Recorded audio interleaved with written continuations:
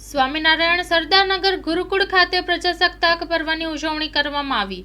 ભાવનગર સ્વામિનારાયણ સરદારનગર ગુરુકુળ ખાતે પ્રજાસત્તાક પર્વની ઉજવણી કરવામાં આવી હતી, જેમાં જીતુભાઈ વાઘાણીના વરદ હસ્તે રાષ્ટ્રીય ધ્વજ ફરકાવી ધ્વજવંદન કરવામાં આવ્યું હતું। ત્યારબાદ વિદ્યાર્થીઓ દ્વારા વિવિધ કલા પ્રસ્તુત કરી હતી અને આ કાર્યક્રમને નિહાળવા વિદ્યાર્થીઓ, શિક્ષકો અને વાલીગણો બોડી સંખ્યામાં ઉપસ્થિત રહ્યા હતા। Story report by Anil Gohil, Bhavnagar, સાથે કેમેરામેન મનાલ રાજગુરુ। भारत माता के वंदे वंदे वंदे। હવે આપણા હુતાત્માઓને ત્યાં થોડું સુકૂન મળ્યું છે। 76માં ગણતંત્ર દિવસ નિમિત્તે સમગ્ર દેશમાં આપણો અનેરું રાષ્ટ્રીય પર્વ ઉજવાઈ રહ્યું છે। આપણા સૌ માટે ખુશી ને આનંદની વાત છે।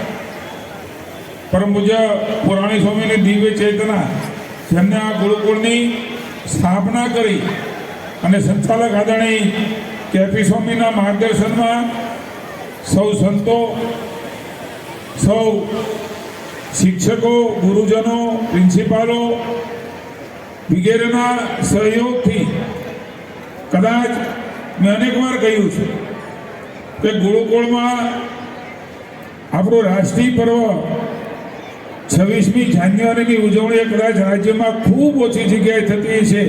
એ પ્રકારનો આજનો આપણો પર્વ અને ધ્વજવંદનના આ કાર્યક્રમમાં ઉપસ્થિત પરમ પૂજ્ય કેપી સ્વામીના ચરણોમાં હું વંદન કરું છું, સૌ સંતોના ચરણોમાં વંદન કરું છું। આપ સૌને આપણે જય સ્વામિનારાયણ, ભારત માતા કી જય અને જય શ્રી રામ કહેતા હોઈએ છીએ, પણ મને એવું લાગે છે કે આજના દિવસે આપ સૌને નમસ્કારના બદલે હું ભારત માતા કી જય કહું છું। આપણા હુતાત્માઓએ, આપણા શહીદ વીરોએ આપણો દેશને આઝાદી પછી આપણું ગણતંત્ર, સૌથી મોટું બંધારણ, વિશ્વનું સૌથી મોટું બંધારણ એ જેમના કારણે મળ્યું છે, એ હુતાત્માઓની શહાદતો હોરી એમના કારણે આઝાદી આવી અને આજે આપણે સ્વતંત્ર ભારતમાં હવા પણ લઈ શકીએ છીએ।